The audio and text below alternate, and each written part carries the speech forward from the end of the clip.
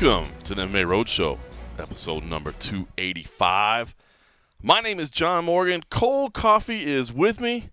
Where else? At the Casa de Cold Coffee here in an absolutely gorgeous Las Vegas. And I'm saying we got a little bit of a break from the summertime. We're not quite to that beautiful October weather yet, but we got a little break. It's like 83 degrees, I think, was the high today. You can't ask for more than that. Now, I'll say we got to it in a rather screwed up way. Yeah. Because earlier this week, it was hot as hell, and we were engulfed in smoke and flame. Well, not flames. That would be exaggerating a little bit. But there was smoke from the California wildfires. I actually took a picture from my hotel where I was quarantining ahead of Dana White's Contender Series, where normally you have a beautiful view of the Strip, and you couldn't even see the Strip because the smoke was just completely blocking it. So that was crazy, right? Like, it was just, I mean, you could kind of like smell the smoke in the air. Obviously, we're not getting it nearly as bad as our friends out in California, so hopefully everybody's safe out there. But we were definitely feeling the effects. But then, like just a miracle cure, an Arctic blast of cold air came in from the north, blew it all away, and now we've got this gorgeous, gorgeous Thursday afternoon. Although I think it's going back up to like 100 degrees next week. So, yeah, so enjoy it for like a day. Yeah, it was super nice. I mean, it was funny because everybody was like, I heard the weatherman say, we're going to get down to like the 60s or so get your jackets ready. And every time I hear that out there, I just laugh. I'm like, Ohio bro, man just laughs. Relax, relax. I think people can survive the couple hours, but it felt incredible. Yeah, it was crazy when the hazy days. It was kind of just like a weird scene from a sci-fi or some like horror movie or something, just to see the sky completely hazed over. But yeah, it felt so good to actually just sit outside. It felt like we had fast forwarded about a month or two into the future. But yeah, it's beautiful out there right now. So it's we're gonna enjoy it for a couple days, then we're gonna suck it back up for some more summertime, and then we get into that beautiful October weather. Yeah, which I in fact, because the wind was so bad on Tuesday night. Typically, we are out in the tent for Dana White's Contender Series post-fight, but they actually brought us into the Apex, into a side auxiliary room, because the wind was so bad it was actually blowing portions of the tent over. And if you guys can imagine this, the media tent is a ginormous, big, white, fully enclosed tent like you would see at a big wedding extravaganza or something, and it's held down by giant cinder blocks and cinder concrete, whatever. Just these things look like they have to be hundreds of pounds, and it was moving those things aside like it wasn't a big deal, because we were getting like over 50-mile gusts, I think, or something. It's crazy. So yeah, it's crazy because we've been in there on some nights and you hear the tent just flapping, and Dana's just like, what is going on in here? Because it's so loud you can't hear anything. So they actually brought us inside because it was so bad of the wind. But I believe we're going to be back like normal on Saturday, back out to the tent. Yeah. I did like it. It was kind of cool being inside, having everything, all kind of self-contained. I know everybody. I think we threw a couple suggestions to the PR team, and they were like, "Yeah, nah." Yeah, we were like, "Can we just stay here? It's already set up." And they're like, "Yeah, we'll see." But you could read in their face, they're like, "No, you're back to the tent." Back to the tent with you. Back to the tent. Listen, mentioning Contender Series, I do want to say, if you're not a weekly watcher of Dana White's Contender Series, go back and watch this past weekends, man, or this past Tuesdays. Go back and watch it. Dana White's Contender Series 32. They don't call it that on ESPN Plus, but it'll just be the most recent episode. Man, this to me was one of the most fun nights of Dana White's Contender Series that we had. And I think part of it was I did have some investment in it. Phil Hawes, of course, is a guy that's been around forever, right? I mean, how long have we been talking to Phil Hawes? Yeah, it feels like forever. Forever, man. And it was like this can't miss prospect. And every time he would get to the big show, he would get his opportunity. Whether it was the Ultimate Fighter, whether it was Contender Series the first time around, he would come up short, man. And so here was this guy that, everybody in the gym was like, dude, he's can't miss. And then he'd miss. You know what I mean? And then he'd miss. And he's a physical specimen. When you see him, you're just like, I don't want to fight him. I don't want to fight him. And he's a beast. But yeah, you're right. I mean, I feel like I remember one of the ones when we used to actually go film the Ultimate Fighter tryouts. Right. There was even one of the ones, and everybody was like, "That's the guy to watch. That's so the true. Cat to watch." So true. And you see him, you're like, "Oh, he's easily gonna make it." And and then his chances, something would come up, and he would just fall short, and you're like, that's so crazy because when you look at him, you're like, oh yeah, he's a future champ. Just looking at him, he's so super intimidating. But yeah, he finally had that showing that everybody was waiting for. He's got his striking has come so far, man. Like you said, when you add in striking skills to already being a physical specimen like that, he's dangerous. So he was on there. Sherrod Blackledge was on there, which a lot of people might not know Sherrod Blackledge, but I called one or two of his fights at Final Fight, the local organization that was here for a little while. And he also came through the Tough Enough ranks as well. So I'd seen Sherrod Blackledge's career and kind of evolve. He's a local guy, a syndicate guy. He had actually filled in for a couple coaching sessions as well when my son was still at syndicate. So I'd seen his work up. Oh, you didn't jinx him. Didn't jinx him. Didn't jinx him. Thankfully, he picked up the win. He did not get the contract, so maybe I did jinx him. Maybe. Yeah, there it is. The streak continues. Oh man, but I thought he looked good. I'm actually happy that he didn't get the contract because I still feel like a little bit more development wouldn't hurt. He's just now 5-0 in his career, and he's got some skills, but a little more seasoning wouldn't hurt. I mean, once you get into the UFC, killers. Well, he got the best. He got at least he got a return to the Contender Series as opposed to getting the all right, we're going to do a developmental deal, which means you're going to spend maybe 2 or 3 fights, at least one fight away from the organization, and then come back and then coming back and then probably do the Contender Series again, which we've seen happen, and that worked in other people's favor. So he's actually getting the call back right to the Contender Series. So if he has one more good showing, he's going to get that opportunity to just go straight back in. So I thought that was good on him. It could have been worse. It could have been much more. I guess of a depressing thing for him. But it was interesting when you watch, if you go back and you watch it and you see him listening to Dana, when Dana was like, oh, this guy come out good and he was looking good. He's like, but then the third round, and then you see his face and he just closes his eyes and he's like, damn it. I know he's disappointed. Adam Hill has been following his career very closely as well. I didn't know about that the Review Journal's been doing sort of a little documentary I didn't know that either, man. I just found out. So he said they have hours of footage of his career. So if he does kind of make it big, they'll have a lot of cool stuff on him. But so he was talking to Sherrod on the phone afterwards, and you could hear that Sherrod was disappointed, but I really don't think this is the worst thing for him. I think a touch more seasoning wouldn't hurt him, to be honest with you. And then, of course, the main event, Tafon Chukwi, just absolutely destroyed Al Mataveo. I did feel bad for Al in this matchup. I mean, when we were at the weigh-ins, I wasn't real familiar with Al's work. I don't have time to do full research on all these guys. If I've seen him fight, I do. The UFC, when somebody debuts, I go back and watch some tape on them. On these, I don't always have time to watch tape, so I didn't know much of his work. But when he came in and weighed in at 200 pounds, and then you saw the size difference, it was clear that he didn't accidentally overcut to 200 pounds. It was like he's just walking around at that weight, and you could tell the reach was going to be an issue. So I felt kind of bad for him because Tafon Chukwi came from Cage Fury Fighting Championships. We all know what a fantastic organization that is. They're okay. They're fantastic organization, sir. Their commentary teams. Well, I mean, I see what you're saying because I'm off this. I can't do next week. So you're saying, you know what? I'll break a little news. I don't know if I'm allowed to say this, but here's who's filling in for me: Eric Anders. Wow. Yeah, your boy is going to get some work on the mic time. So I think what'll end up happening is probably just say goodbye to that gig.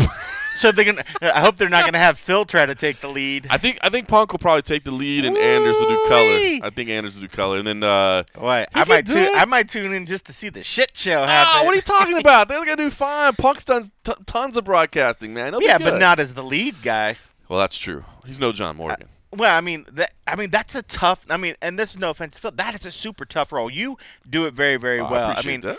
And that's why I think when people give Anik a lot of credit, to be able to keep the show flowing forward in a seamless sort of easy manner is not easy. It's not. Some pull it off and make it seem easy. That others are like, oh, that's so easy, I could just step in and do it. But it's a lot tougher than it seems to kind of be able to work with your co-host and be able to flow. And he's never done that before. This is going to be his first time, unless I'm wrong. No, I don't think he's done any lead play. This will be his first time taking the lead. This could be a giant shit show because, you're looking over to another guy that's not a seasoned pro either to help carry. So if you're faltering, Sir, I am optimistic. I don't like where you're going with this. I am optimistic. You might see me tune into that show just to hear the commentary. Oh man, come on, dude. They're gonna do fine. I'm sure they'll do fine. I'm so disappointed. I thought I was gonna be able to do those shows because they're not the week of Fight Island. They're the week before. But the problem is I have to be back earlier than I can possibly get back from those shows to get the COVID test to get on the plane to go over to Fight Island. So I had to pull out at the last minute, and they found a last minute replacement. Eric Anders is a last minute replacement for John Morgan. That's what we're saying. That's not too bad. That's not too shabby. That's not too shabby. Your boy's filling in for your boy. Good for him. Yeah, that's pretty cool. I didn't realize he was trying to. I guess I've heard every fighter eventually wants to try to go that way. So that's a perfect first step for him to I think so too, man. He's in that way. He's a well-spoken guy. Yeah. Always polite, hardworking, man. I think he'll do a good job, man. He's gonna step it up in the looks game. He's a sharp-looking dude. Nothing wrong with Mr. Morgan. I got a face made for radio for sure. There's a reason I'm on an audio podcast. There's no question about it, man. So awesome. I'm gonna be watching those. Well, to circle back. And I'm optimistic, so it'll be fine. I'm just being devil's advocate. I'll say a prayer the night before. All right, I appreciate that. Tafon Chukwi, I had seen him fight. He had earned a victory over William Knight, who of course was he did have that developmental deal. So man, he got an absolutely thunderous high kick. But the fights before that as well. Alias Kizriev. Eric Anders would have pulled that one off on the first take. I don't have enough of the Frosty award-winning pass. I mean, we just barely got started. Just barely cracked so into you got to have a few of those before Alias Kizriev just flows off the tongue. But he looked amazing, and I loved his attitude. Right, he kind of has that. I don't want to say the Hamzat Shemaev attitude, but a little bit, right? Where it's just like a little bit, not nearly close to that one. Yeah, not nearly as energetic, but as far as like he just came in and he only speaks a little bit of English, but I think he did say line him up in English. Yeah, and so he spoke just a little bit of English. I mean, it's definitely the I will smash them all type English, but it's great. I mean, when it's like, hey.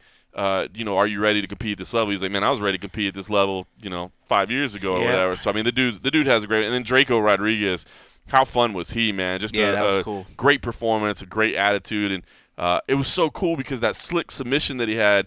I don't know that I've ever seen a transition like that where he's in a bad spot. He's getting out of an armbar, he's getting out of an omoplata, and immediately rolls into a triangle choke of his own. It was slick, and then for him to be like, dude, I've never done a triangle before. He's like, I don't even know how I got that. I'm like, do you drill that? He was like, I don't know how I got in that position. He was like, I was just in it, and they said hang on to it, so I did.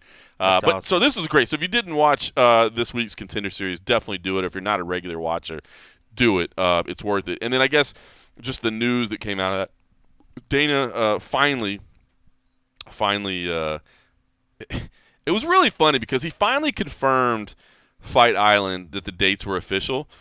And it's here's the thing that's really funny about it is that, like, all of us as reporters were already in conversations with UFC staff about like when the flight was leaving and how like when we were going and all that. So it's like, if you're actually working with us on getting the arrangements made of who's going and how they're going and how they're going to pay and all that stuff, right?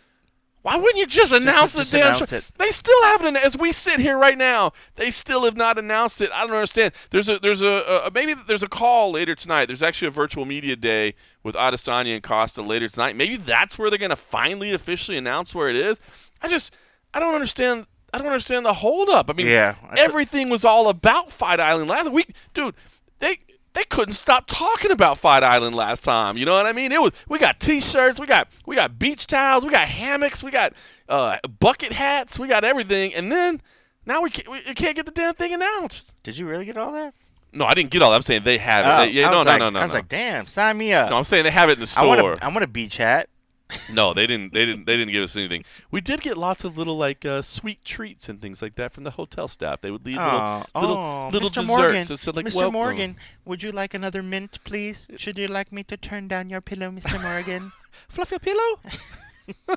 So I don't know why we can't get it announced, but anyway, I thought that was it makes funny. sense. I actually thought the broadcast, I was like, you're having broadcasts, everything makes perfect sense, and then the fact that they just keep skipping all these perfectly made opportunities to spread the news. It's so ridiculous because it doesn't make any sense. Like, what's in it for them to not do it unless there is still some freak possibility that something can come up Somebody that throws asked, a monkey wrench in the whole bag of works. somebody asked me, and my assumption was, and I haven't heard anybody say this, my assumption would be there's still a contract that needs to be signed, or you know what I mean? Like there's something that's just not legally done But nothing yet. with the actual country itself. Nothing No. with the government or the Chamber of Commerce or You whatever wouldn't that think thing so. was, that travel board or whatever. Yeah, I just assumed that Dana was waiting for that final check from the Abu Dhabi coming over to say, "Here you go. That now might come be it on too. over." Or That might something. be it too. It's just interesting. Like it doesn't make any sense for a company that is so about broadcasting their promotion and they're so good about getting out of it to be weeks away from a fight and have no It's weird. legit like statement about it. It's just leaves you scratching your head. Like it doesn't make any sense It's at weird. all. So we finally got the confirmation. Even then, Dana's reaction, if you watch, is hilarious. I'm like, Dana, can you just finally confirm that we're going to Abu Dhabi? And he's looking around. I think he was looking for Lene, who wasn't there. Lene Breckenridge, the head of PR, who wasn't there that night. Yeah. I think that's who he's looking for, to be like, can we just say it? Yeah. And he couldn't find her because she wasn't there. And then he was just like, whatever, we're going to Abu Dhabi. He's like, man, they had all these big plans of how they want to announce it and stuff. Like, well, dude, maybe we should announce it sooner than 2 weeks out, man. Yeah, What the that's hell? just crazy. It's mind blowing. So the way it's going to affect the Contender Series is there's one more left, and that'll be next Tuesday. Yeah. I'll be there. Of course, you're doing your last furlough next week, so you won't be there. Oh, that's right. But I'll be there, and then I know it's a bum. I was already like thinking like, oh man, I got one more contender and then I get a break. Yeah.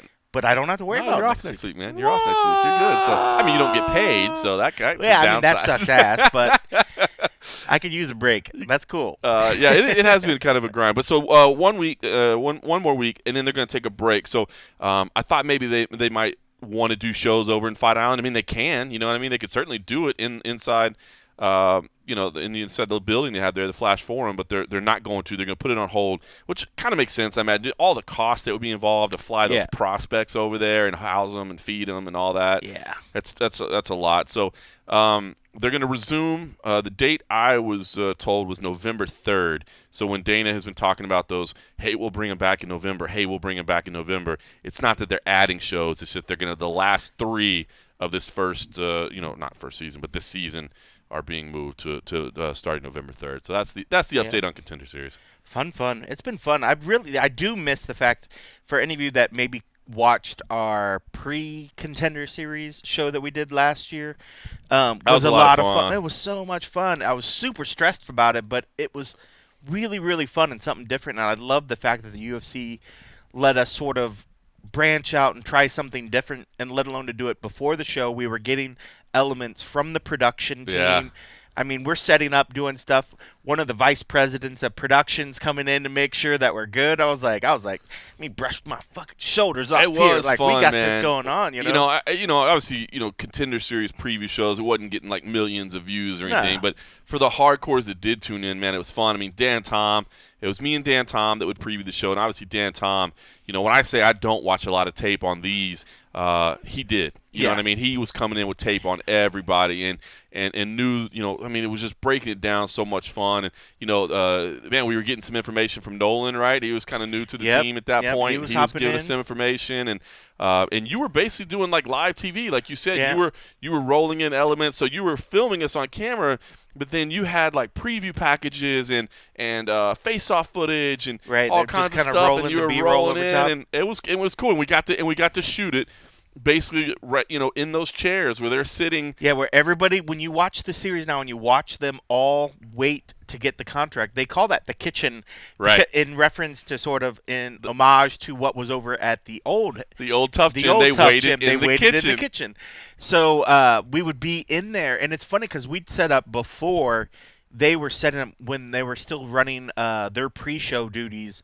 So we'd have to kind of set our stuff up and then scoot over to the side so that they could bring their people in to sort of test run. They'd bring their cameras in. They'd practice the walkouts at the end so the camera and the crew knew. And so as we're doing our preview show, they're doing like dress rehearsals. They're doing their dress rehearsals right next to us, and then they'd kind of finish theirs, and then we'd kind of send her up again off to the side. But yeah, it was a lot of fun. I mean, I miss it. Like those, and that's hopefully one of the things that next season, after hopefully all this Corona Oh, madness is gone, that it would be fun to be able to get back into that and see how we can, expand that. Because last year we had the promise of being able to get Dana on there. We just never got Dana in there this year, but the hope was to, if Dana was there, to be able to bring Dana in.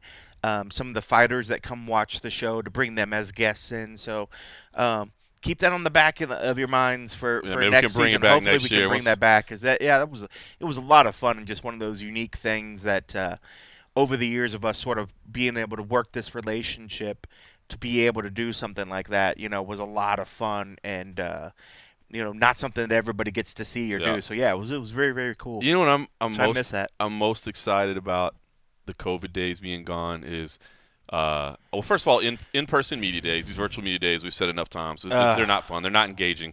But it didn't bother me at first, and maybe it's just because it's like, well, this is what we have to do.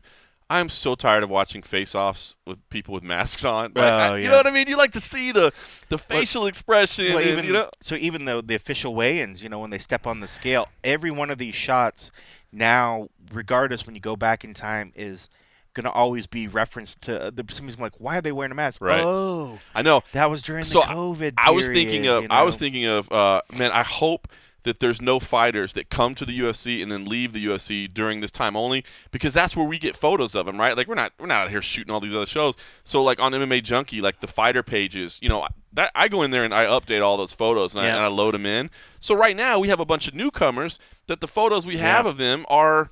I wonder if we could talk to Heidi and just say if the commission or if the UFC allowed it, because they've done that before, where fighters have taken their mask off for the square off, and nobody said anything. So I wonder if we could just be like, hey Heidi, I don't think they ask them when they step on the scale if they could can take their mask off or something. I just hope that there's not people that like forever their MMA Junkie fighter page, like 10 years from now they'll look back and like their MMA Junkie fighter page is them with a mask on. Can't see the face. Can't even see the face. You're like, but my body looks great. Look at me when I was in shape. Look at when I was in shape. I was ripped like a mofo. Oh man. All right. Yeah, COVID. Let's get rid of this. Want to say a couple Bellator cards this weekend. So the UFC has an event. Of course, you and I will be covering that. We're going to talk about that briefly. But I did want to mention Bellator as well. And I wanted to say, you know what? I got to make sure from now on, and I'm making a promise to everybody, and you as well, but everybody that's listening, because Nolan King has been our man in the fight sphere out there in Uncasville, Connecticut, the Mohegan Sun Arena. And he's been going out there, and he's been covering every Bellator card. So the way that we've been covering every UFC, he's been covering every Bellator. And man, he's having to learn on the fly because, kind of like, well, not you, because obviously you were trained in videography and that sort of thing, but kind of like me, I started as a writer. And then you start going out on the road, and now you need to be a videographer, and you need to know how to collect good audio, and all. Yeah. So he's having to learn all that stuff on the fly, and so I know it's been rewarding for him, but also challenging for him as well. But he's a stalwart out there at every single Bellator event. Yeah, he's done really well. It's been funny fielding his messages. What do I do with this? Yeah. They're trying to do this. They're telling me to plug this in here, and they're telling this, and I need to get this, and this, and it's come out fine. I mean, so and he doesn't even have the benefit of us sending him like a full gear package, right? Because we've been because that was one of the things I wanted to be able to send him. I wanted to send him a mic, a stick mic and stuff, and I was like, oh, but you're just plugging it in your fucking phone. I was like, there's not really a point. I mean, but I might still try to send him something, and if he can get it. But some of the microphones, you need to be able to send power to them to have them, unless you have a microphone that sometimes you could put a battery in them, so they're able to at least sort of power. Right. But a lot of these ones that I have here, like an extra one I have here that I was going to send, doesn't have that capability. So I'm not sure if it would even work in its current setup because it doesn't get any phantom power. So it's like, what's the point of me trying to send him some gear if it's not going to work? So the best thing is just to get him up to speed with something that he's comfortable, get him the gear that he needs. But he's been fine. He's been hustling, he's getting been the stuff. And well, here's my promise: is that assuming he'll accept our invitation, I need to make sure we have him on this show every week when he's out there in Uncasville. I mean, let's hear what's going on behind the scenes out there. Let's hear, let's get a little segment, a little time with the king. Add something onto his plate. Yeah, basically. So adding work onto his plate is what you're saying. I mean, I would assume he wants to talk about it too, man. He's a hardcore like we are. That he is. But you know how it is, man. When you've been grinding all day long, and then it's like, oh, hey, by the way, could you do something extra That is true. for us. Hey, man, I know you had a media day and weigh-ins today. And you had to process the footage, and you had to send this, and then you had to do this. Now can we get you for a little talk? Just for like 10 minutes, dog. Just 10 minutes. I know you want to eat. Okay. I know you want to eat. Let me revise my promise. I promise that I will invite Nolan on here. Now, whether or not he decides to accept, that is completely up to him. But, yeah, man, let's get his insight from out there. If you don't hear from him, that means Nolan said, F you. I'm telling you. So I'm done. Whenever Bellator 247 is, if he's not on, just know that Nolan said he's not down. He said, no, thank you, sir. He's not down. I did want to mention, though, because there are some pretty good cards this weekend. Bellator 245 is Friday night. Phil Davis versus Lyoto Machida. The rematch from the UFC days in the headliner. I mean, listen, it's still two very relevant names in the division. I think it's an entertaining matchup. I think it's a big matchup. Again, it's not determining number one in the world, but still obviously two very, very relevant names. Kat Zingano makes her Bellator 7 years debut. In the making for this rematch. It's crazy, 2013 was when that fight was. I didn't even realize it was that long. I know. ago. I just had to. That's how far down I had to scroll down on Tapology. I'm scrolling. It was a decision win. It was on UFC 163 Aldo versus the Korean Zombie. That's crazy. Yeah, man. So you got that. Kat Zingano's making her debut. Ed Ruth is back. Raymond Daniels is back. He's always, the human highlight reel, man. He's fun to watch. And I love what they're doing. They're doing back-to-back nights, but it's not these, 15 fight cards. You know what I mean? You do back-to-back 15 fight cards, man. It's just it's a grind. You know what I mean? And you got some names in there. This first night, Bellator 245, I mean, Rafael Carvalho's on there. Tyrell Fortune versus Jack May. Keith Lee is on there against a tough Vinicius Zani. Amanda Bell versus Leslie Smith. I like that one. I like it. Amanda's a lot of fun. Leslie Smith is just a beast. They had a little dust up at the weigh-ins too, so it was kind of fun. But Amanda's a firecracker, man. She is, man. She is. So that could be a lot of fun. And then the next night, Saturday night, I said it when we were talking on Spinning Back Click, our little show that we do on Mondays. I think Juan Archuleta versus Patchy Mix might be the fight of the weekend out of every single fight, not just Bellator, but Bellator and UFC. Archuleta and Patchy Mix, legit, man. A lot of people believe Patchy is the real deal, next superstar of the sport, next talent. Juan Archuleta, of course, has had some setbacks, but he's got that phenomenal career record, multiple weight classes. The vacant bantamweight title is on the line, so there's a lot of big things going here. I love this fight. Fitch versus Neiman Gracie. Liz Carmouche is making her promotional debut. She'll face Deanna Bennett, who, of course, has been around for a while. Derek Campos goes in there against the undefeated Keone Diggs.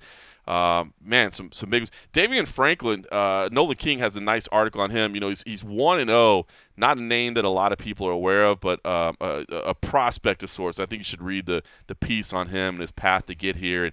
And he's another one of these guys that Bellator is taking a chance on early in their career. Identifying a physical talent that they see and getting them in on the ground floor. Much like they did with like an Aaron Pico or some of these that you could go on with the names that they're taking from like traditional martial arts and giving them a chance and letting them make their pro debuts early on. So we've always applauded Bellator for doing that. I mean, they're doing things differently. They realize if they want people to be loyal to them, they've got to identify them early. So this is another one of those cases. But back-to-back good cards. I think both are interesting. Both are worth watching. And like I said, I honestly believe Juan Archuleta versus Patchy Mix is the best fight of the weekend. And, I apologize for not having Nolan on to help break it all down. But I'll definitely invite him and see if the next time he's working two simultaneous events, he wants to come spend extra time working when he's on his free time. So when you think – and I agree with you, that is probably, if not the biggest fight. So which card overall, though, when I look at the Bellator cards – I'm kind of leaning towards the overall strength, though, of the 245 card. 245 top to bottom is better. It's awesome. Top to bottom 245 is better. Card. That's an awesome card. But 246, the main card, or the main event, I should say, I just believe Archuleta versus Mix might be the best fight of the weekend. That's a fun co-main event. That's a good co-main as well. I think Neiman Gracie and Fitch is good. But, yeah, I mean, that Archuleta Mix is awesome. But looking at 245, I mean, there's Tyrell Fortune, Ed Ruth, couple wrestlers doing well in the MMA thing. It should be interesting. But, yeah, when I look at that card, that is fun. I don't want to disparage the UFC card, but UFC card's good. No, the UFC card. All right, let's get to the UFC card because I will say this. This is a card that's easy to take a glance at and disrespect it. And again, it doesn't have the superstars, but I will say I think there's some matchups on here that are going to be 13 fun. fights. I think it's going to be a fun night.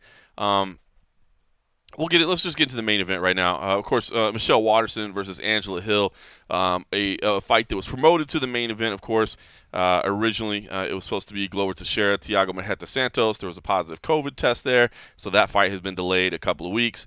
And Michelle Waterson versus Angela Hill gets promoted to the main event.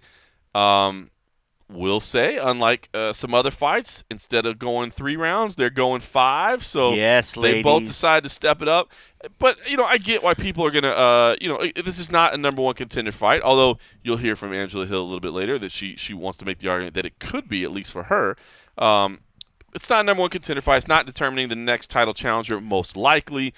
Both fighters actually coming off losses, so that kind of puts a little sour note on it. Now, Angela Hill, both of them were split decisions, and both of them have an argument that they may have won the fight.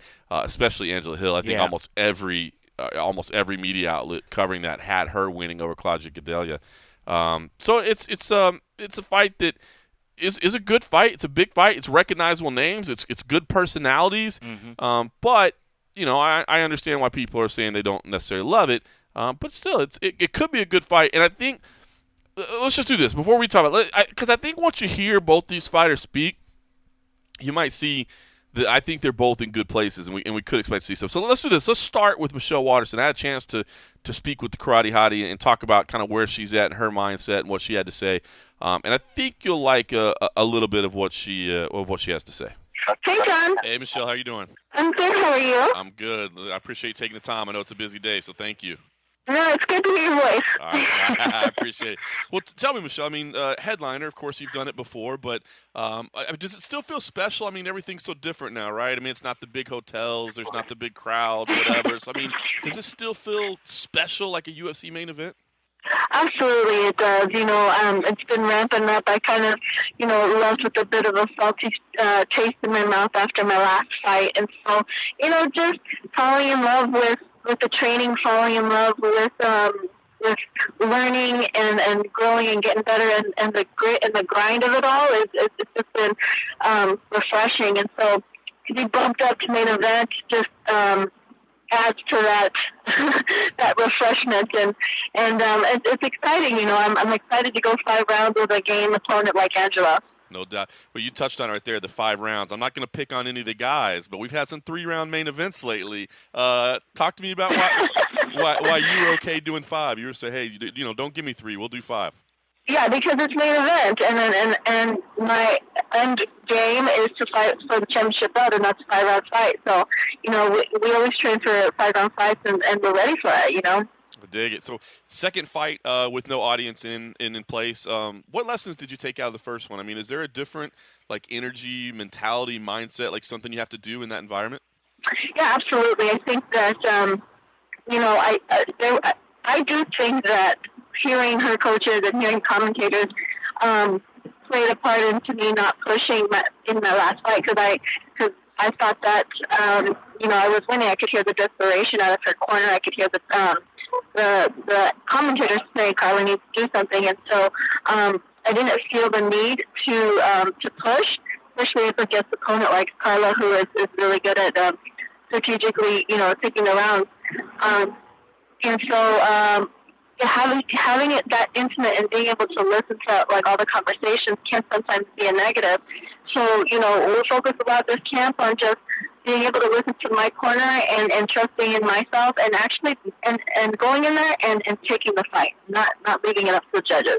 Nice. Yeah, you said two decisions in a row, but I mean both the former champions. I mean we're talking about the best of the best, but I mean is there a consistent lesson you take out of both those fights about kind of what you need to do to be better to get the results that you want? That's it. Is just have that championship mentality to go out there and take it, and not to expect for the judges to see it the way that I see it in my own mind. You know what I mean? Yeah. And so to go out there and to rise to the occasion of a champion. I like it. Matchup with Angela Hill. Obviously, she comes from a striking background, got that Muay Thai base.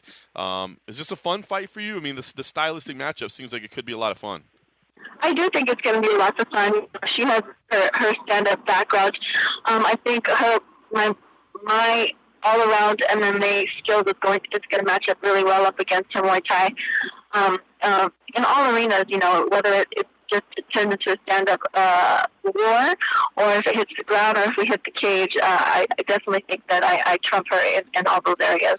Yeah, I was going to say, I think most people would see you as the more well-rounded martial artist, but fans like the slugfest, to stand and bang. So is there, it seems like the smart play would be use your ground skills, but maybe you'd be tempted to kind of brawl a little bit. Is that a battle you have to have with yourself? The game plan is to win the fight, regardless of where it goes. But also, I'm really eager to get in there and put some damage on it. I think that I've kind of gotten away from that, just under the pressure of trying to climb the ladder and just trying to win, and forgetting about what the objective of fighting is to the person that gets to put the most damage on the other person. And so I'm excited to get in there and then put some damage on her. It's interesting because I know mom champ is definitely the goal, but I did wonder, do you still think about rankings and positioning and all that right now, or is it easier in some way to just kind of let go of that and like you said, just focus on the fight versus what you need to get done or where this leaves you or where it puts you and that sort of thing? Yeah, absolutely. That when you start looking at it that way, it becomes an overwhelming task, something like an unattainable goal. And so I'm just going step by step and enjoying being in the moment. And I know that all I have to do is just keep chipping away, and eventually, I'll be able to see the light at the end of the tunnel. That's awesome. The fight got rescheduled a little bit, of course. Did that have any impact, positive or negative? I guess extra time to prepare, but I guess you have to worry about overtraining or peaking too soon. What did you change anything in those weeks? What did the reschedule do for you? I think everything happened for a reason, and if it hadn't gotten scheduled, then Angela and I wouldn't be fighting for the main event. So I'm grateful that it did get rescheduled. Fair point. All right. Well, listen, like you said, it's just focusing on this. But what is the goal here? Is there a goal outside of just getting a win here? Is there anything extra that you have to prove to yourself or to other people, or something you want to accomplish, or is it literally just make sure you get your hand raised on Saturday night? Yeah, that's the ultimate goal, getting my hand raised. As far as proving something here and there, I think that. I've been fighting so long, and it's funny because you can kind of get caught in this routine of fighting. And for me, it was just it's weird how it comes full circle, because I'm just really excited to get in there and fight. I don't care for it to be technical. I don't care for it to be pretty. It probably will turn into a mess, but that's what fights are sometimes, And so I'm looking forward to it being a hot mess. That's awesome. All right. Well, last thing for me, when you play this one out in your head, what do you see? You just said maybe we'll see something crazy, but do you think you can get a finish, or do we have to 25 minutes of a war? I'm looking for a finish. I feel like if Angela is game for it and she steps up to the plate, then it can turn into a 5-round war. But for sure, my objective is to finish.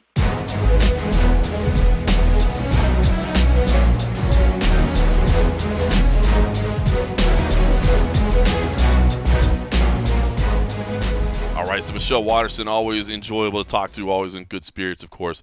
But Cold Coffee, I like what she's saying there in the fact that, first of all, she says, listen, I know, I've had some losses. Now, granted, both of her recent losses came against former champs, so no shame in that.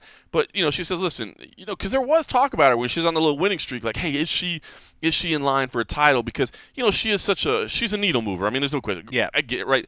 Like, you don't have you to be deny it. You don't have to, you don't have to be a genius to figure out why people want to tune in and watch her fight. Yeah. She's not hard on the ice, but she's also super sweet. She's very marketable. She's a fun fighter. But so anyway, she says, look, now I don't have to think about that. I don't have to worry about, where I stand and what I get. Like, if I just keep doing what I'm doing, I'll get there. But I love where she says, listen, I kind of forgot what the point of a fight is. And that's to really hurt somebody, man, to go in there and put damage on somebody. And that's been the biggest criticism of her, throughout her career. Now, granted, she's really an atomweight fighting up a division because there is no atomweight division. If there was atomweight in the UFC, she would be at 105 pounds. So she's been at a size disadvantage in pretty much every one of her fights. But she gets labeled a point fighter, and I think that's a fair assessment. So for her to say, I'm going to go in there and I'm going to make this messy, and I don't have to be technically perfect. I just want to make it, a hot mess, as she called it.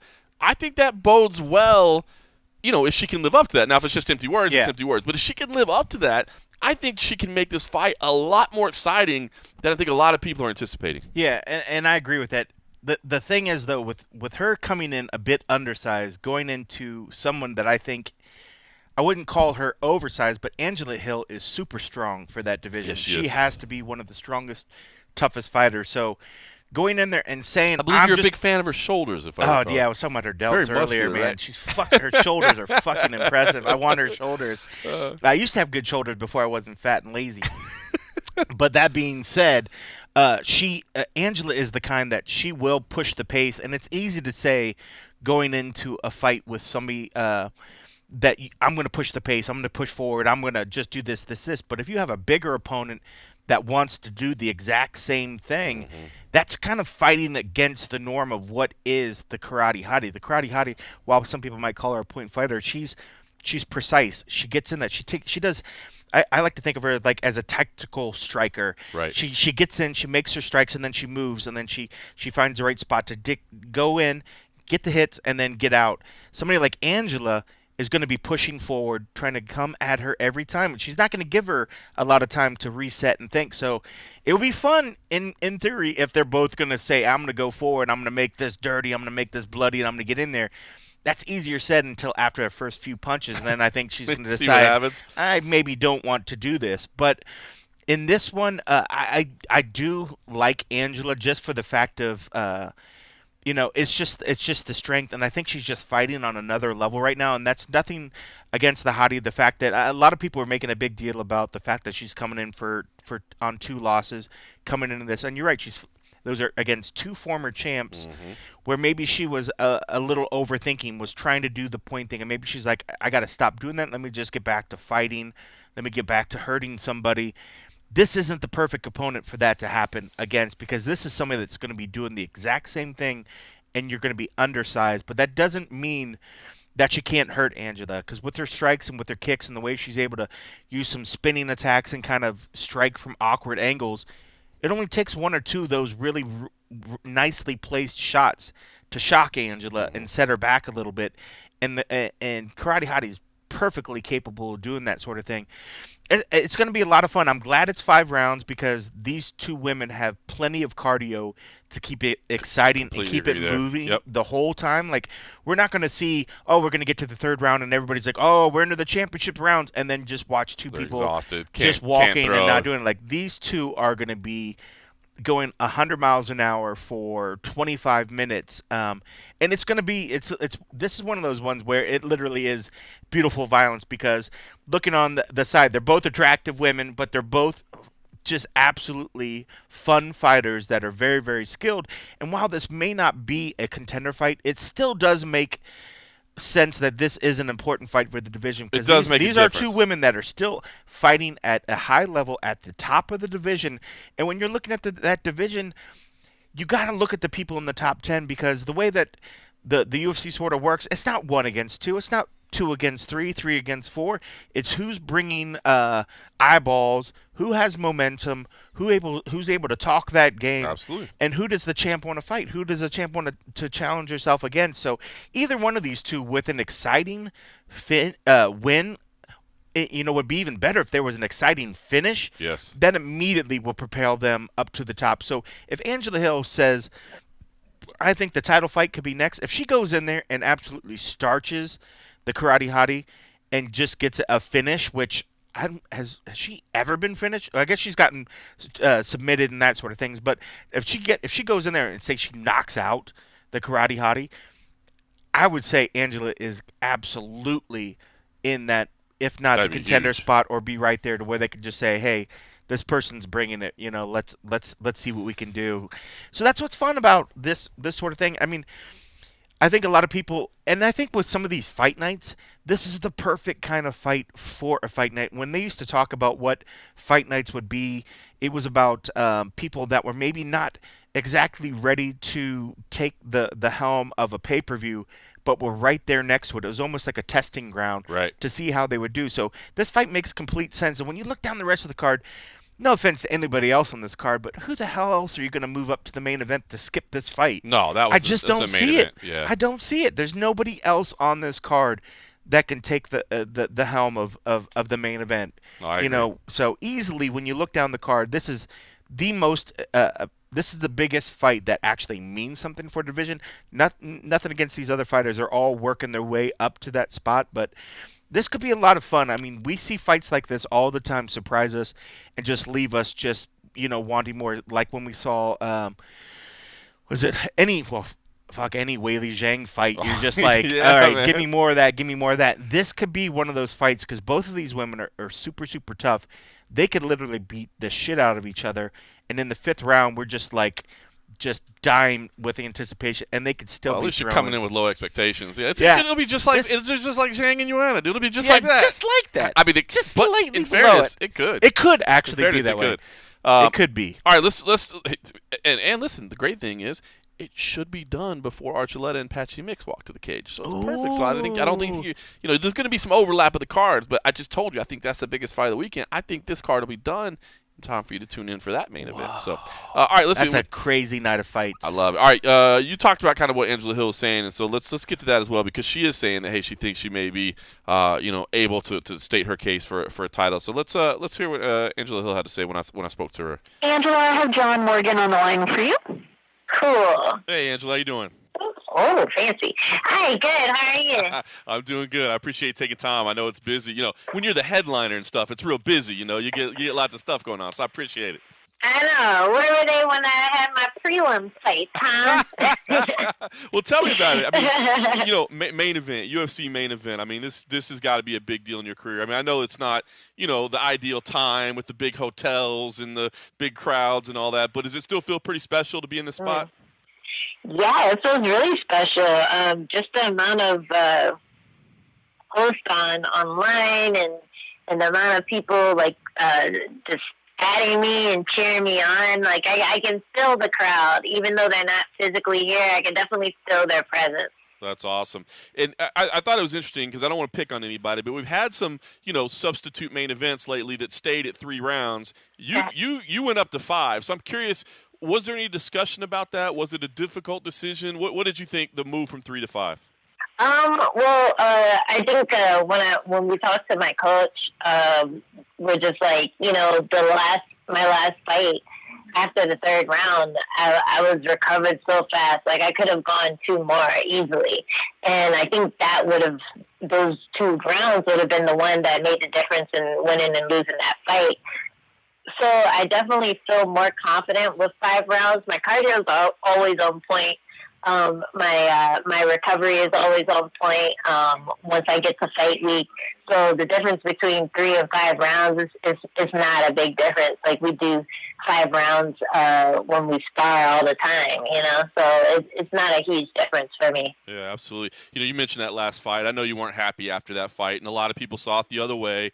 What lessons do you take out of that? Because I got to imagine it's a little difficult just to get by the frustration, and it's easy to just say, well, the judges sucked or whatever, but that doesn't help you, right? So what lessons did you end up taking out of it? Well, it just proves to me that I'm good, it was one thing beating those 3 girls beforehand. Those girls were either new into the scene or they haven't really proven themselves yet. But Gedalia, she's been around. She's been the number 2 in the strawweight division for the longest time. So being able to go in there and perform that way against her, I felt like it was a huge confidence boost to me. And if anything, it just proved to me like, hey, I could have taken even more risk, I could have thrown a bunch of flying shit at her. I could have totally just unloaded on her and then circled, and I would have been able to unload on her again, as opposed to how the fight went. I was more picking my shots and being a little more cautious, and I felt like I fought a really good fight, a really technical fight, and I felt like I did more than enough to win, but that still wasn't enough. So it just proved to me, like, hey, if you don't want that to happen again, because it's like the third time that it's happened to me. Yeah. So I'm like, all right. You think I would have learned by now. So it was like, hey, if you don't want it to happen again, you need to unleash on these girls. You need to try to 10-8 them every round. And if I do that, then I'm definitely going to get a knockout. If I 10-8 them every round, I'm definitely going to get a knockout. Either that or the girl's just going to be stupid tough and all mashed up, and it's still going to make me look good. So I know I can. I know I can do it. I know that I have the ability to do it. It's just like a mental decision. Okay, we're going to push the pace now, and then now, and then now, and not second guessing myself or holding back at all. Yeah. You talk about kind of the mental approach. I wonder, is that what it is you think that's clicking right now? Obviously on paper it's a loss last time out, but you've been on this fantastic run, whereas, we've kind of watched you grow up in front of our eyes, right? You were learning at the highest level. So what is it do you think that's clicking right now? Is it like a mentality thing, or your skills just finally rounding out? What is it? I think it's a little bit of both. When I always talk about that Randa Marcos fight where I just had a total brain fart. I just wasn't in there, and I let the pressure get to me too much, where I was hesitating a lot in the fight.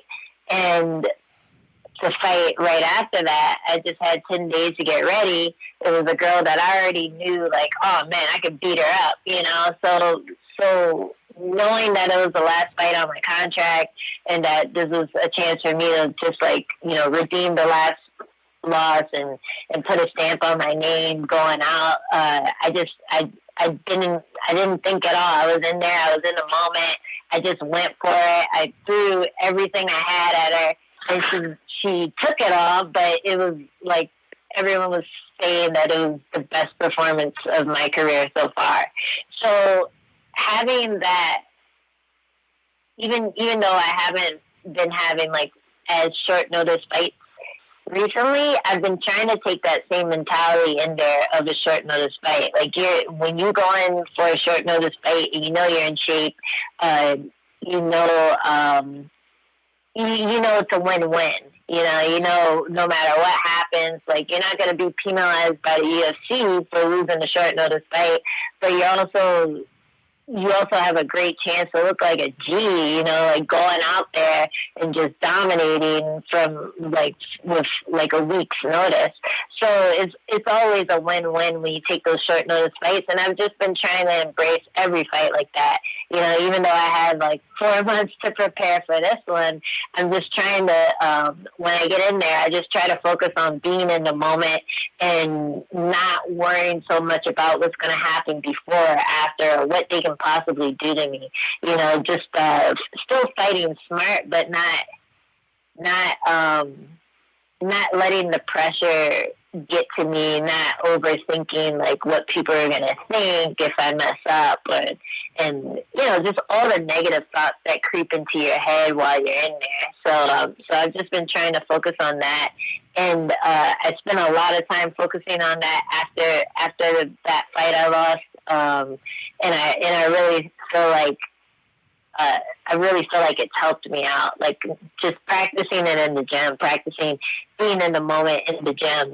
Just focusing every time I hear throw a punch and just throwing the punch as hard as I can. And then worrying about the repercussions afterwards, as opposed to when you throw a punch, you don't throw as hard just because you don't want to be tired for the next punch. You know what I mean? Yeah. It's little decisions like that where you go for broke and then worry about what happens next, as opposed to trying to anticipate being tired or anticipate losing or winning or whatever. Yeah. It really changed the way I approach fighting, and I think it's helped me out a lot, and I think it's a hard lesson for a lot of people to learn, so I feel like it's given me an advantage in a lot of my fights. No doubt. Well, let me ask you, you said the fight with Claudia, kind of somebody that had been there. What does this fight mean to you? Because, Michelle Waterson, obviously a well-known name, but obviously an established veteran, a former Invicta champ, just like you. Does this feel like a big moment? Not just the main event opportunity, but also, a chance to put Michelle Waterson on your resume. Does that feel like a big opportunity? Yeah, for sure. Michelle's a person that I always felt like I matched well against.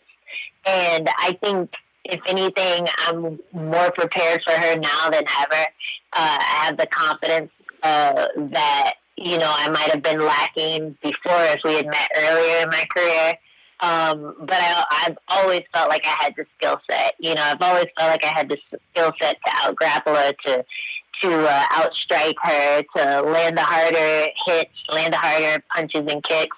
And yeah, like I just feel like it's perfect timing for this matchup. I feel like I've been on the up and up, and unfortunately the other fight didn't go my way. I feel like that would have been a huge boost to my fandom and to just my net worth as a fighter. But I think this can do the same thing, just because she is so highly ranked and she is so respected in the MMA community. And honestly, I feel like we've beaten the same caliber people. Like, I don't feel like she's performed better than me in her career. I just think that she had more eyes on her, maybe from beating Paige Van Zandt, who had like millions of followers at the time. So maybe that just like boosted her up a lot faster than I got boosted up. But I don't like. I think it's really obvious that I'm the better fighter, and yeah, obviously, I still have to prove it. But I think it's written. It's already written. Like, anyone who's paying attention knows that I'm the better fighter. So whatever she did to improve, I'll be seeing the best version of Michelle, so maybe she'll do some things that I'm not expecting. But I already know that I'm ready for everything. I know that whatever she throws at me, I'll be able to defend it, and I'll be able to hurt her more than she's able to hurt me. So I really feel like this is going to be a showcase fight for me, and this is going to put me on the map, put me in the conversation. Maybe I'll break into the top 10. Who knows what the ranking people are thinking? Yeah, their thumbs up their ass half the time. But hopefully this is going to be the fight that gets me in the conversation for title contention. So I'm really motivated for that. I think I deserve it. I think I just have to, put a stamp on it with this fight, and everyone's going to agree with me that I deserve a title shot after that.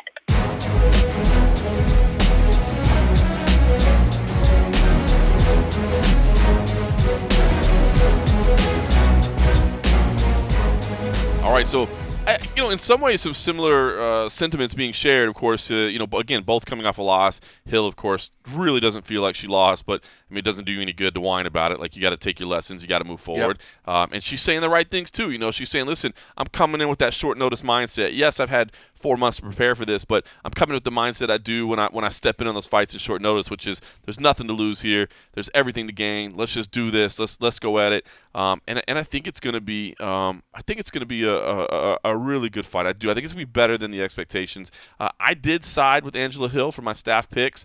You mentioned it there, the size advantage that she's going to enjoy, as she always does. The fact that I really do feel like she's finding her own right now. I mean, that was a tough fight with Cordelia, but as she said, that's somebody that's been, right at the top of the division for how long now? I mean, it's unbelievable. So I sided with Angela Hill. I want to do something a little different before we talk about the rest of the card. Normally, I wouldn't do this. But there was a section of audio from her virtual media day that I thought was really important because, in talking about what this means in the division, and man, we're not super political people by any stretch of the imagination. I mean, we just like to drink beer and watch fights. You know what I mean? Yeah, I mean, we would never say anything crazy. Fuck Trump.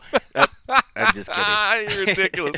We're not overly political people. No, I'm definitely not. But there's listen, much smarter people for that sort of thing. I have no idea what I'm talking about. So much smarter people. Let them debate it. So here's what I thought was impressive. So her, Angela Hill's management team came out and said she's the first black woman to headline a UFC event. Now, immediately I thought, what about Jermaine Durandamy? I believe she's, her heritage is... Her father's from Suriname. Right. I tried finding pictures just to double check. Right. I couldn't find a picture of her father, but I'm like, I don't know. I don't want to assume. I mean, that is her true. mom was white as all Yes. get out. So I haven't seen she got to get the color from somewhere. somewhere. So I believe she may qualify as well. But they've since come back and clarified. Now, I haven't heard anybody say, oh, sorry, it was Jermaine Durand to me. But they have come back and said first African-American woman. And when I heard that, I'll be honest. Not that I don't want to say that I said, so what? You know, it's not that. I wasn't that casual. I'm like, that's cool.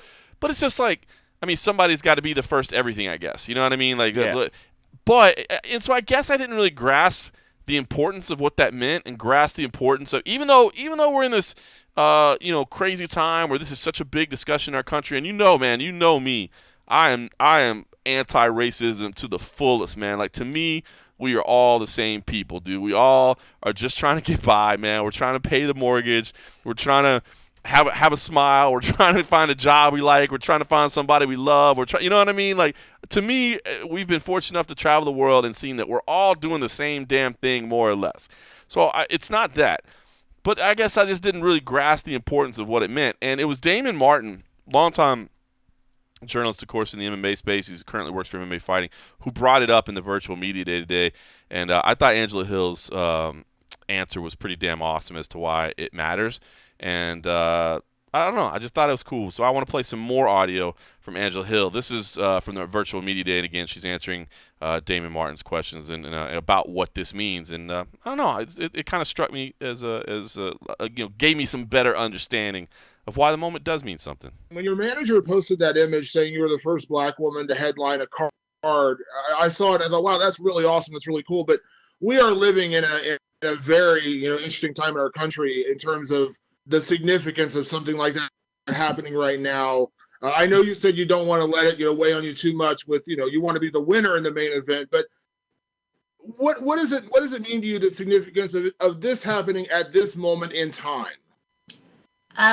It's big, and I didn't even realize how big it was until he mentioned it to me. And I think in a time like this, people need heroes. People need someone to look up to, someone to root for, and just the fact that this hasn't happened yet is indicative of the fact that it is important. Like, a lot of people will say, why does it matter? Well, if it doesn't matter to you, then that's okay. But it does matter to the fans who see that and they're like, finally we have some representation. Finally, we have a face that's in the sport that we love, we've been waiting for it for so long. So yeah, it's really cool to be a part of that. The Black Lives Matters movement is just it's really important, and I think it's really important. I think people try to pretend that it's not, or try to call it things that it isn't, because it's hard to look at the violence. It's hard to say there's something wrong when you haven't experienced it yourself. And I think the reason it's so important to Black people is because they've all had moments where they felt in danger, or they felt like they weren't being considered as human as their white counterparts. And it's not something that disappeared when Obama got elected. It's not something that disappeared once cops got got body cams. It's something that's still hurting the community right now. And I think just with the pandemic going on, and with just everything just being so divisive right now, it's really brought it to light and really made people pay attention to how hard the struggles are, and the fact that there does need to be some change. So it's kind of a touchy subject for me, because I don't know. It's like, I wish I could do more. I wish I could do all the research and figure out ways to make America a better place, and what actions to take to help get justice for the people who have been killed unjustly, and just it's really hard to think of all that, and the easy thing for me to do is to fight. Like if this is something that I could do, if just carrying that burden into the cage is something that I can do, I'm happy to do it, because a lot of times I think a lot of us feel helpless, and it's yeah, it's just such a tough subject, and it gets under people's skin. But the reason it's so touchy is because it's such an important thing. Um, so yeah, I don't know. I'm going off on a tangent, uh, but yeah, I'm happy just me doing what I would be doing no matter what. I'm happy that that can somehow make a change, or somehow encourage people to keep fighting for what they believe in. Absolutely, absolutely. You talked earlier about also inspiring people, and we talk about representation, and you posted a tribute on your Instagram page to Chadwick Boseman when he passed away, and obviously I know you're a big pop culture person like myself. We've talked about this in the past. The how significant Chadwick was to the pop culture movement in terms of being a black man, being Black Panther, and giving kids a superhero to look up to, where the Captain America, whatever it is, being that representation. I know it's a lot of weight to put on your shoulders, going into a fight, but but are you proud to have that, be that inspiration for people, be that representation? Because you mentioned, it's kind of weird that we're at this point, we haven't had a black woman headline a UFC card, and you can be that for people. You can be that representation, that inspiration. Yeah, I think when he died, I think, like everyone else, I started watching a lot of interviews that he had, um, talking about the significance of when Black Panther came out. And the one that really choked me up was the one when he was he was surprised at how important the film was to these two kids who were terminally ill. He was so surprised that it was that important to them, and that's kind of like, I would never compare myself to like him, but when people do reach out and say, "Hey, my daughter looks up to you. My girlfriend loves you. My like I hope my daughters can be as strong as you are." Like, when people reach out and say things like that, it's always surprising, but it just makes me feel so happy that I didn't give up. Like, it gives me that extra push when I just want to be like, fuck it, like, fuck it. This isn't worth it. It's too hard. Because fighting is hard. It's really hard. And it's even harder when your entire, like, every time I've lost, it's been on the UFC stage. I've never lost outside of the UFC.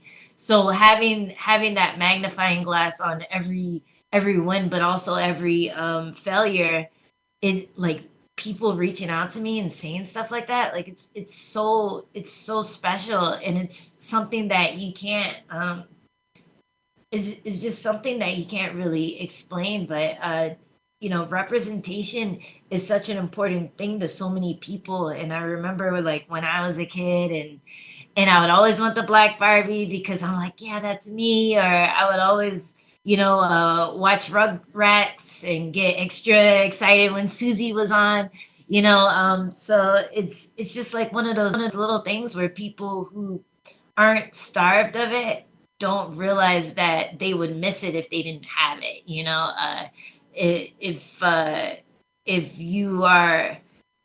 If you're white in America, you've never felt underrepresented, but it's a thing that's important, especially in times like this, where you feel like your people are being treated less than human. So yeah, it's so sad, the death of Chadwick Boseman, and I think it was really crazy how strong he was. The fact that he kept all that to himself. The fact that he was fighting cancer for so long, and yeah, it's just another sad loss. It's horrible, but definitely his story is given a lot of people strength, including me. Just seeing that um, you never know who you're inspiring, and just by going about your day, just by trying to be the best you that you can be, you never know who's looking at that and taking inspiration from that. So yeah, I guess that's all I have to say about that.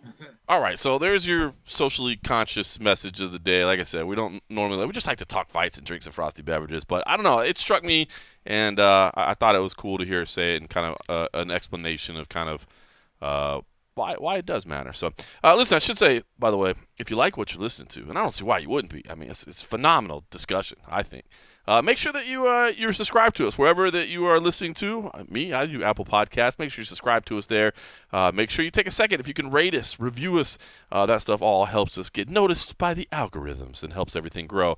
And of course, you can just tell your friends about us too, man. And share, get them to listen in. Those are nice little sultry algorithms where you said algorithms. This is algorithm. Yeah. Welcome to the Slow Jams. Yeah. All right. And if you want to take your game up to the next level, head on over to patreon.com/the MMA Roadshow for as little as $3 a month. You can join our little growing community over there where we're always having some discussions and checking in about stuff. And, of course, that is the official home and the exclusive home of the and-a-half episodes where we wrap up all the UFC events, which are damn near every week now. In fact, not damn near. They are actually every week now. So you get a second episode every single week, wrapping up with a little bit of analysis, some thoughts, some behind-the-scenes looks, and, of course, some audio from some of the winners. So you don't have to sit around and sift through all of our content to hear from the big winners of the night. So do that. Still working on those tasteful nudes that Joe Lucenti was asking about. We're working on that, Joe. We haven't found any tasteful ones yet. Yeah, That's there's the problem. nothing tasteful about this. There's nothing tasteful about this. All right, so let's talk about, as you said, there's not another fight that would have been worthy of promoting to the main event. I would agree with you there. But I will say, I don't hate this card. Atman Azatar and Kama Worthy could be absolutely fireworks. Kama Worthy has had a great UFC run so far. Atman Azatar, the undefeated record. He's just an absolute trip, by the way. He's a funny dude. Andrea Lee versus Roxanne Modafferi. Of course, I'm always going to cheer for Roxanne Modafferi. She spent a lot of time teaching my kid jiu-jitsu, and how do you not love Roxanne? She's a fixture in our Las Vegas community. That's a rematch of a fight from back in 2014, I believe. Ed Herman is back against Mike Rodriguez. That could be a fun fight. And Ed Herman, man, by the way, check out his media day interview, if you will, of him just kind of keeping it real and being like, it was actually former MMA junkie writer Steve Morocco, Deputy Steve over there at MMA Fighting, who asked him, "How's your 2020 been?" And he was like, "Fucking sucks." Man. I think everybody feels that way. Oh man, he was keeping it real, but he's back. He's had a lot of setbacks this year, rescheduling and that sort of thing. So, and I mean, Ed Herman, who loses I think the first question of the scrum was like, "What does it feel like to be back on Fight Week?" He's like, "I was on Fight Week last time." He's like, "I was on Fight Day and it got canceled." And Ed Herman, how can he not be a roadshow favorite if the guy loses his fight, it gets scratched, and what does he do? Straight to the bar, man. He's drinking right away. They're trying to get him another fight, and he's like, "Sorry, bro, I'm already hammered." I already started drinking.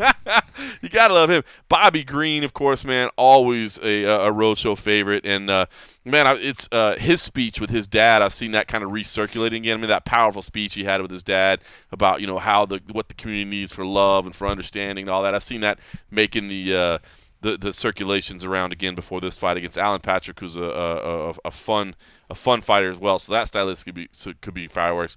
And then Kyle Nelson versus Billy Quarantillo, two guys that are kind of making their way at the ring. So I mean, you look at that main card, and I agree.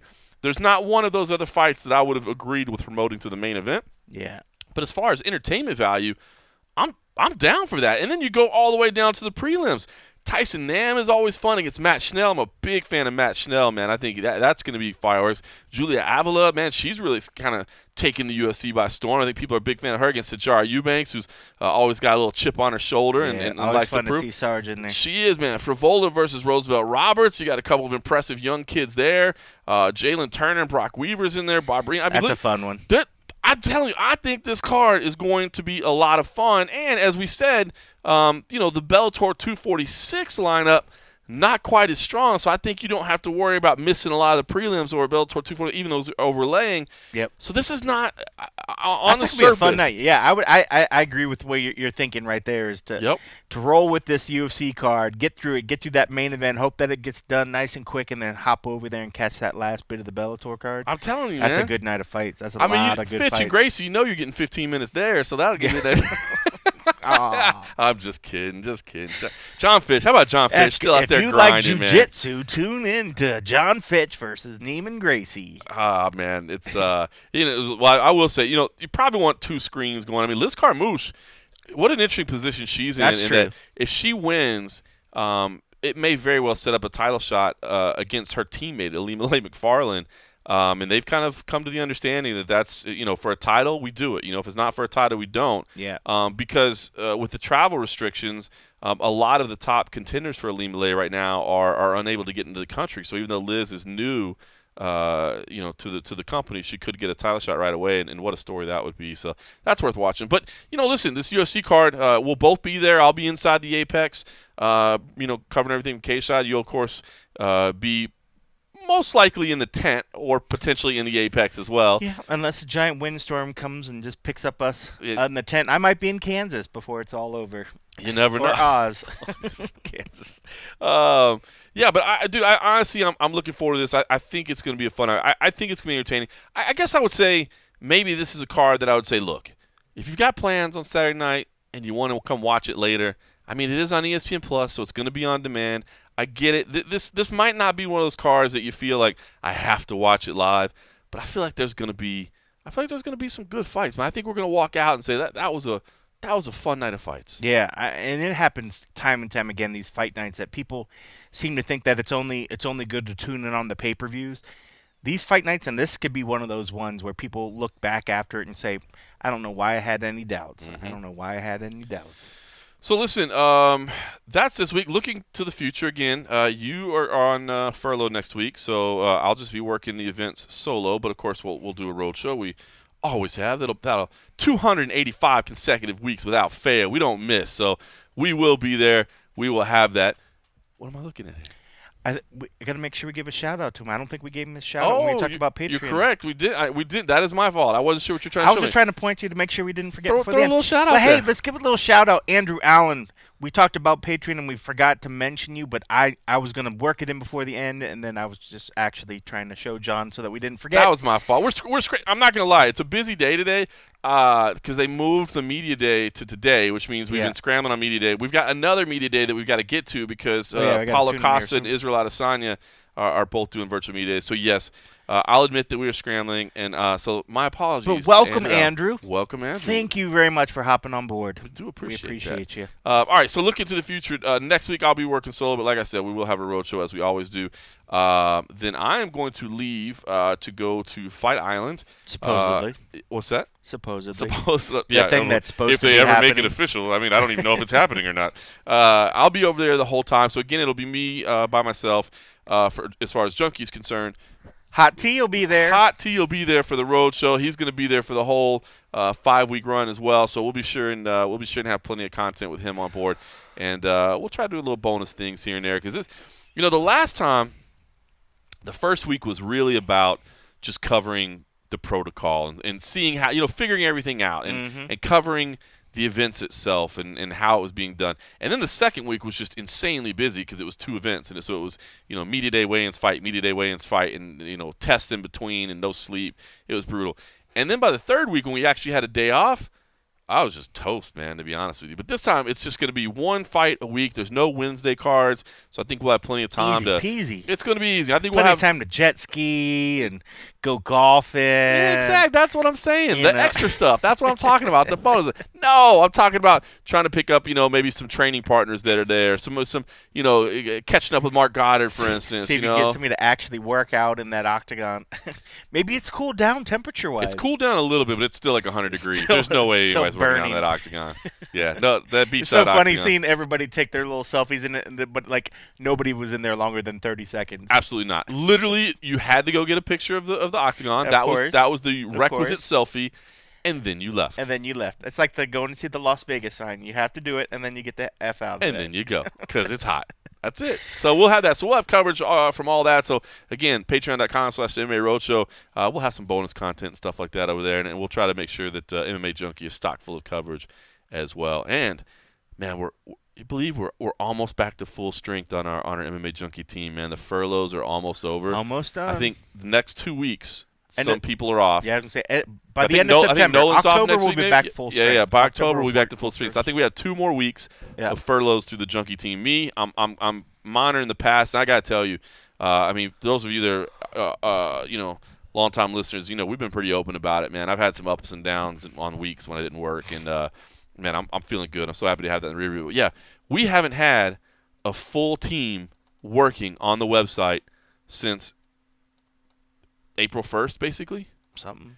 And for 3 months, we were working half a staff at a time. And for the last 3 months, it's been a little. We've probably had like a third of the staff off at a time. So we were 50% level for the first 3 months. The second 3 months, we've been at about 67% level. And I want to say, now that we're almost done with it all, I hope that if you're an MMA Junkie reader, that you didn't even notice. That was my goal. I want to make sure that nobody knew, nobody saw that we have less content. We have, whatever, the quality's gone down, the quantity's gone down, the focus has gone down. And so I just want to give a big shout out to everybody on our team because the furloughs affected every single person on our team in terms of, financial impact and that sort of thing. But I think everybody busted their ass and stepped up to the occasion. Now that we're almost done with it, I'm so proud of what Junkie did during all this time. I would hope the fans didn't see us miss a beat, and if you didn't, that makes me super proud. So I'm glad. I know that you're ready for a week off. This will probably be the first furlough week that you're like, thank God I am not getting paid this week. I didn't want to do anything. I'm ready to be done. This 2 week stuff is great to be busy, but yeah, having to leave the house and do something 7 days a week for work at some point. Yeah, it's true. I'm done. I need a break. I'm ready to be a bum. Enjoy some of the nice weather outside. That's what I'm planning on doing. I'm going to work on my tan next week. So that's what we got going on. We got lots of fun stuff coming up. We'll have this all covered. And, of course, next week, Covington Woodley. Come on, man. I know everybody's got to be excited for that grudge match. By the way, did you see Tyron Woodley's – I showed you that, right? The tweet the other day that he tweeted at Jessica Rose Clark. Oh, yeah. Jesus. He tweeted what everybody was thinking. Tyron Woodley just creeping on it. I'll just leave it at that. I won't outline it, but if you want to go do a little internet sleuthing, go check out the tweet because it cracked me up. I'm like, look at Tyron Woodley just dog. Yeah. Just decided to say what we were all thinking. Too funny. All right, good times. That'll be coming out, like I said, over at patreon.com/MMA Roadshow. Join us for 1.5. Otherwise, we'll talk to you all next week. Thanks for listening.